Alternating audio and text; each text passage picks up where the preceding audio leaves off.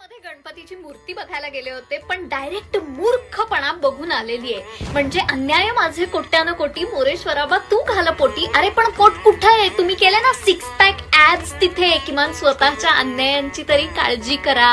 गणपतीच्या हातामध्ये त्रिशूळ असतं, परशू असतो, पण ह्यांनी थेट बंदूक हातामध्ये दिलेली आहे. त्याच बंदुकीने नको तिथे क्रिएटिव्हिटी दाखवणाऱ्यांना असं मारावं असं वाटतंय ना मला, म्हणजे मी सांगूच शकत नाही. ओ शेठवाल्या त्या घाणेरड्या जाड्या चैनी आणि हातात ते घाणेरडं सोन्याचं ब्रेसलेट असलेला, असा हात असलेला झुकेगा नाही सालाचा गणपती बाप्पा बनवलाय. म्हणजे रिक्रिएटिंग पुष्पा बिष्पा करा ना इंस्टाग्राम वरती. गणपती बाप्पा सोबत कशाला करताय? Last but not the least, Ganpati बाप्पाला अशी नारळाची 2 झाडं असल्यासारख्या शेंड्या केलेल्या आहेत, ज्या निव्वळ बैलाच्या शिंगांसारख्या दिसतायत.